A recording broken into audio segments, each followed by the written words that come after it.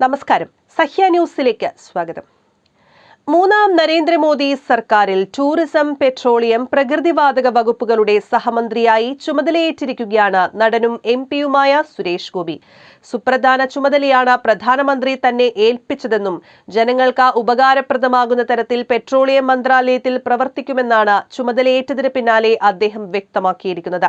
സുരേഷ് ഗോപി ചെയ്യുന്ന പല നന്മകളും പുറത്തറിയുന്നില്ലേ എന്ന് തോന്നുന്നുണ്ടോ എന്ന ചോദ്യത്തിന് മറുപടി നൽകുകയായിരുന്നു അദ്ദേഹം. ആരെങ്കിലും അറിയിച്ചാൽ തന്നെ എന്തുമാത്രം അസുഖമാണെന്ന് അറിയാമോ? ഞാൻ കോടിക്കണക്കിന് സമ്പാദിക്കുന്നയാളല്ല. കിട്ടിയതിൽ നിന്നെല്ലാം ഞാൻ കൊടുത്തിട്ടുണ്ട്. അത് പറഞ്ഞാൽ തള്ളാണെന്ന് പറയും. ഇല്ലായ്മയിൽ നിന്നും കൊടുത്തതിന് ജാതിയുടെ പേരിലും രാഷ്ട്രീയത്തിന്റെ പേരിലുമൊക്കെ അസുഖം പ്രകടിപ്പിക്കുന്നവരുണ്ട്.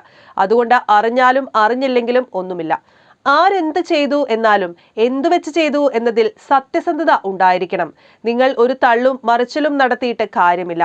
ദൈവത്തിന് കൃത്യമായി അറിയാം ഇത് ഏത് പണം വെച്ച് ചെയ്തു, എന്ത് മനോഭാവം വെച്ചു ചെയ്തു എന്നത്.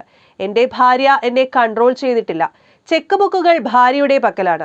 ആളുകൾക്ക് വേണ്ടി പണം ചെലവഴിക്കുമ്പോൾ രാധിക ഇത് കൺട്രോൾ ചെയ്യുന്നില്ലേ എന്ന കമന്റ് ബോക്സിലൊക്കെ വരുന്നുണ്ട്.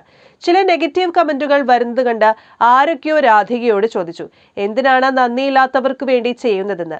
രാധിക പറഞ്ഞു, അത് ഏട്ടന്റെ സന്തോഷമാണെന്ന്. എന്നാലും ഒരിക്കൽ രാധിക എന്നോട് പറഞ്ഞു, ഏട്ടാ, നമുക്കിതെല്ലാം നിർത്തിയേക്കാം, അവർ ഇതെല്ലാം വേറൊരു നിറം വെച്ചാണ് കാണുന്നതെന്ന്. ഇതുകേട്ട് എന്റെ ഹൃദയത്തിൽ ഒരു വ്യതിചലനമുണ്ടായി. എന്നാൽ ഞാൻ ആരെയാണ് നിഷേധിക്കുന്നത്? അവരെന്ത് പിഴച്ചു എന്ന് ഞാൻ ഓർത്തു. ഈ വൃത്തികെട്ടവന്മാർക്ക് വേണ്ടി അവരെ ദ്രോഹിക്കണോ എന്ന് തോന്നി. എന്റെ രാഷ്ട്രീയം എന്തിനാണ് ഉപയോഗിച്ചതെന്ന് നിങ്ങൾ റെക്കോർഡ് പരിശോധിക്കൂ, റിപ്പോർട്ട് കാർഡ് എടുക്കൂ. ഞാൻ 6 വർഷം MP ആയിരുന്നപ്പോൾ കേരളത്തിൽ ഉണ്ടായിരുന്ന എല്ലാ MP മാരുടെയും റിപ്പോർട്ട് പരിശോധിക്കൂ. എന്നേക്കാൾ എക്സൽ ചെയ്തവർ ഉണ്ടായിരിക്കാം, എന്നാൽ അവിടെ ഒരു താരതമ്യം ഉണ്ടായിരിക്കുമല്ലോ. അത് ചെയ്തിട്ട് വന്ന് എന്നെ പരാജയപ്പെടുത്തു എന്നാണ് സുരേഷ് ഗോപി പറയുന്നത്. News desk, Sahya news.